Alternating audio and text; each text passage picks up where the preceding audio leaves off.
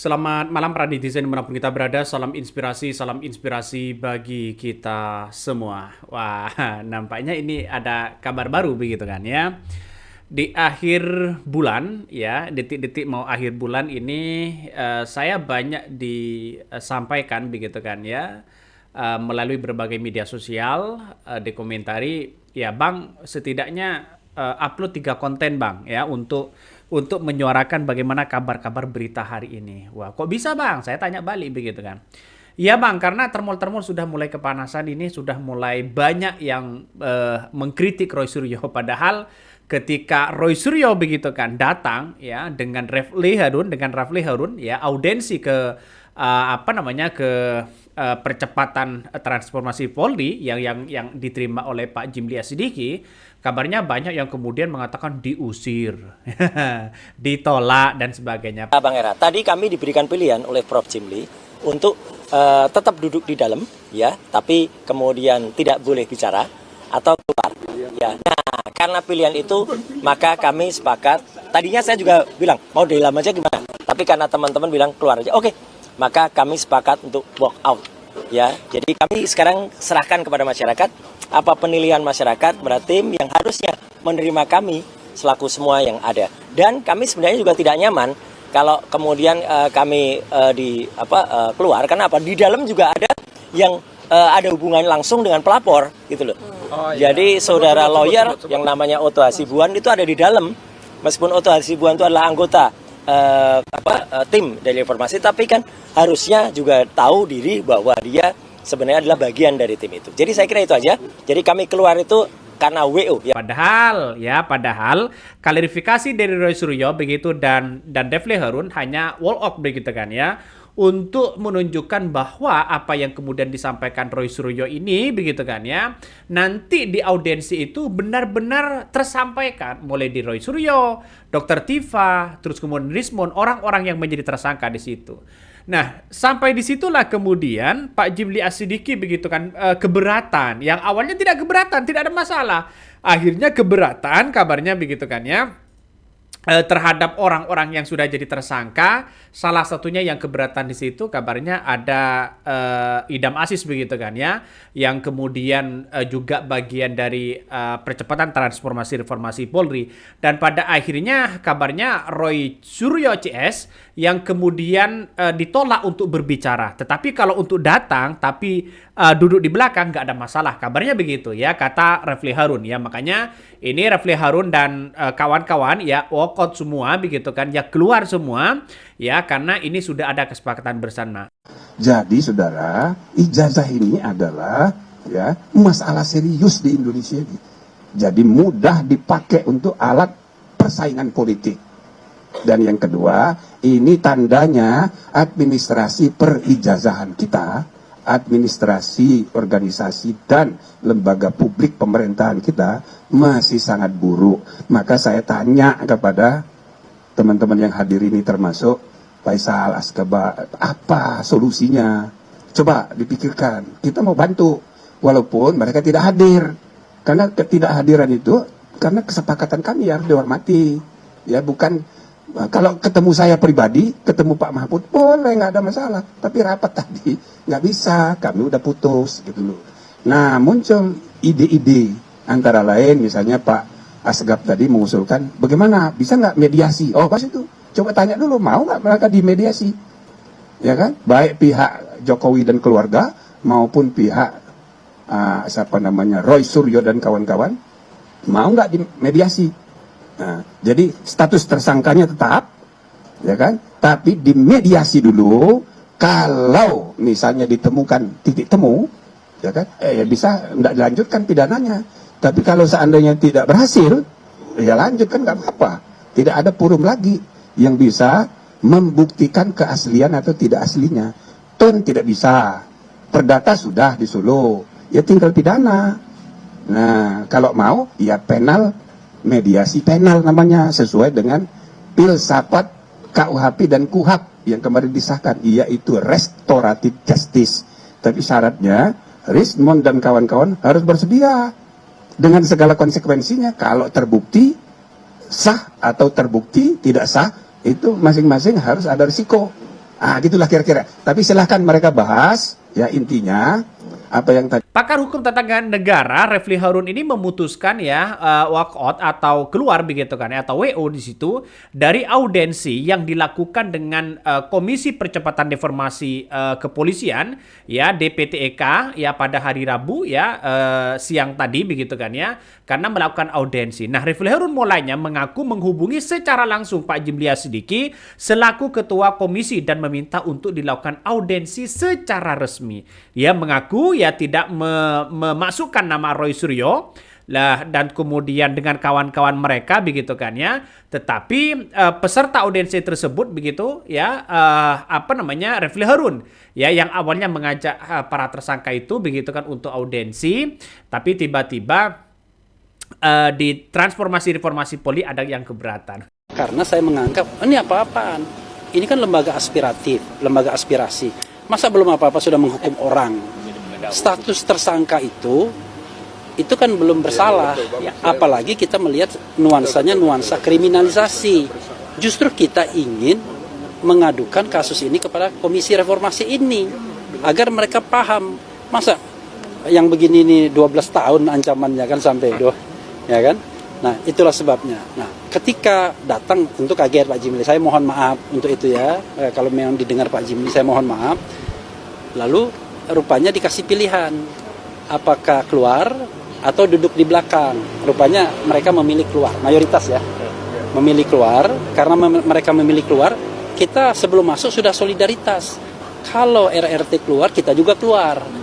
Makanya beberapa di antara kita, Mas Edi yang mestinya ngomong soal jin buang anak keluar, kemudian Pak Saididu ngomong tentang PIK pagar laut oligarki keluar. Ya biasalah dalam dunia politik begitu kan. Artinya apa? Artinya secara tidak langsung kalau kita tarik benangnya begitu kan ya, Pak Jimli Asyidiki sebenarnya ini juga tidak kuat walaupun menjadi ya ketua reformasi transformasi Polri begitu. Kenapa tidak kuat? Karena kita lihat saja di sekeliling mereka ya, kekuatan-kekuatan mereka masih dianggap ya salah satunya dianggap orang-orang Jokowi.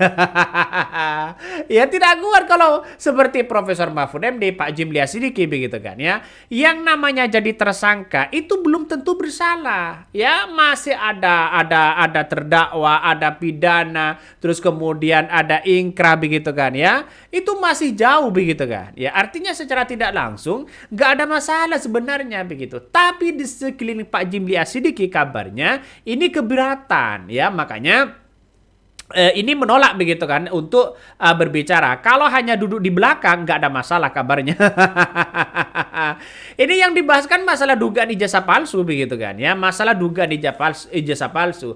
Orang-orang yang jadi tersangka di situ kabarnya juga banyak yang kemudian ikut begitu kan ya, ikut untuk datang mulai dari Roy Suryo, Rismon begitu kan ya, Dr. Tifa, Saididu begitu kan, Edi Mulyadi, Yanwar Aziz hingga Norsam begitu kan juga ikut. Alasannya adalah kenapa ditolak? Karena dia jadi tersangka. Kalau seandainya jadi tersangka ikut ya, tapi di belakang tidak ikut bersuara, sah-sah aja. Kabarnya begitu. Ya inilah bagian-bagian dari politik-politik mereka begitu. Nah apa yang kemudian disampaikan Roy Suryo tadi begitu kan ya, lalu kemudian disampaikan Pak Refli Harun ya, memang nampaknya ini sudah kesepakatan ya, WO semua begitu kan, karena ini lebih solid begitu kan. Kenapa? Karena kita tahu bahwa transformasi reformasi Polri begitu kan ya, di sekeliling mereka masih banyak dikatakan bahwa orang-orang Jokowi atau bagaimana begitu. Nah, Jimli ini mengungkapkan alasan tolak Roy Suryo CS audensi Komisi Reformasi Polri. Coba kita baca nih. Ketua Komisi Percepatan Reformasi Polri Pak Jimli Asyidiki menjelaskan bahwa alasan menolak Roy Suryo ikut dalam audensi yang digelar di STK PTEK ya pada hari Rabu. Jimli membenarkan bahwa alasan Roy Suryo, Dr. Tifa dan Rismon begitu kan ya tidak boleh ikut dalam audensi reformasi karena ya berstatus jadi tersangka. Selain itu juga ya ketiga sosok itu ya sejak awal begitu kan tidak pernah diajukan sebagai peserta audien dalam permohonan yang dikirim oleh pakar hukum tata negara Refli Harun. Nah, tapi kenapa Refli Harun mengajak Roy Suryo yang awalnya begitu kan ya, yang awalnya dalam permohonan itu hanya audiensi saja. Ini masih banyak spekulasi-spekulasi yang ada. Para termol-termol di situ justru gembira begitu. Para termol-termol itu justru gembira. Kenapa kok gembira, Bang? Ya, biasa dalam dunia politik kan seperti ini. Bahwa dikatakan Roy Suryo diusir, lah ditolak sana sini. Padahal ini adalah keputusan dari apa namanya? Dari Refli Harun, dari Roy Suryo begitu kan, dari semuanya keputusan dari teman-teman mereka untuk solid keluar begitu kan. WO di situ. Kenapa WO ya? Karena tidak bisa berbicara, tidak bisa apa namanya? Melakukan audiensi, tidak bisa melakukan apa namanya? Untuk berbicara begitu tidak bisa. Karena yang boleh di situ hanya Refli Harun dan sebagainya. Jadi karena statusnya jadi tersangka, menjaga kode etik kabarnya begitu kan ya. Pada akhirnya dia keluar semua begitu. Akhirnya nggak jadi begitu. Nah, lantas bagaimana begitu? Inilah yang kemudian banyak para termol-termol di situ mengkritik habis-habisan Roy Suryo. Ya biasa dalam dunia hal itu begitu kan. Salah satu komentarnya mengatakan begini, coba aja Polri menahan mereka, tes ombak pasti juga agak berani.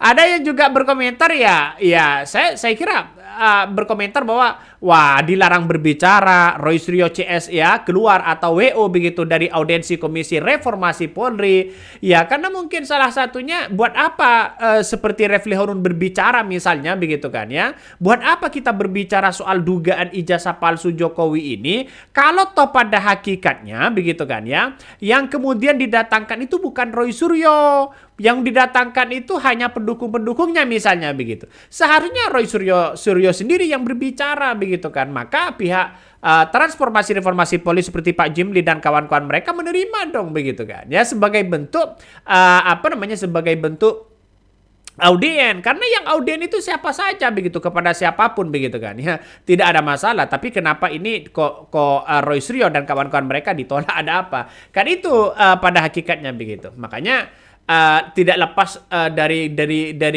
yang dikatakan para netizen begitu. Jangan-jangan geng Soloi masih kuat.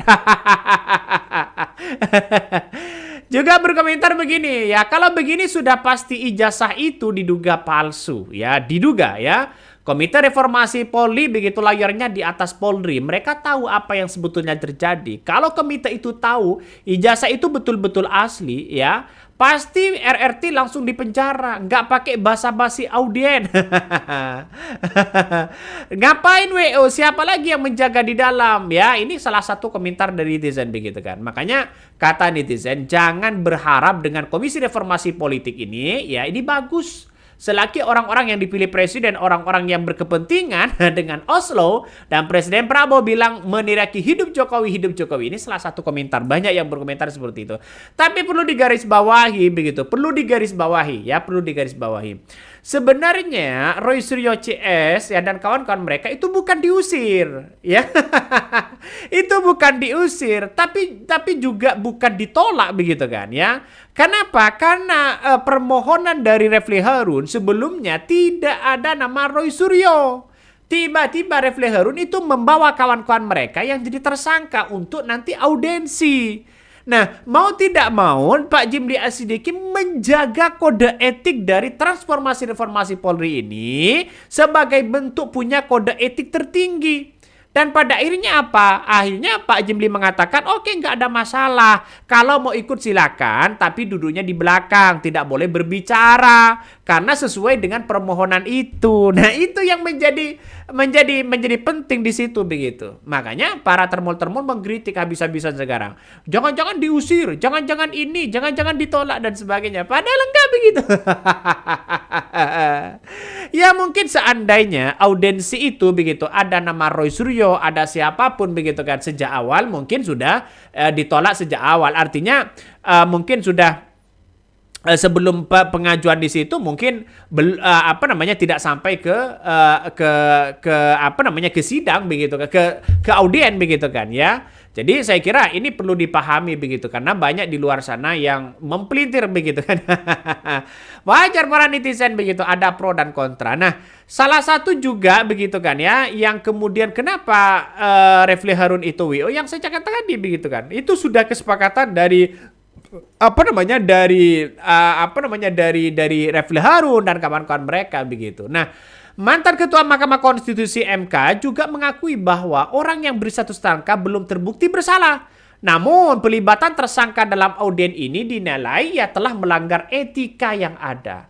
Dia menceritakan begitu kan ya, saat menemukan perbedaan dari dirinya dan langsung menggelar rapat ya tim reformasi secara internal. Artinya secara tidak langsung bahwa apa yang kemudian dilakukan oleh tim reformasi Polri ini ya benar-benar menjaga kode etik itu begitu. Ya makanya dengan adanya seperti ini mungkin kan bagaimana soal dugaan ijazah palsu ini kan sangat-sangat krusial hari ini, perlu dituntaskan begitu kan ya. Makanya saya kira banyak yang kemudian mengkritik Pak Jimli, mengkritik Roy Suryo dan sebagainya, padahal tidak ada pengusiran, tidak ada penolakan begitu kan, yang hanya kesalahan prosedur saja begitu. Ya para termol-termol di situ silakan mengkritik habis-habisan. Buah biasa dalam dunia politik begitu. Oke, mungkin itu yang kami sampaikan ya. Tonton terus di channel Hot dari Podcast Rakyat ini, jangan lupa di subscribe.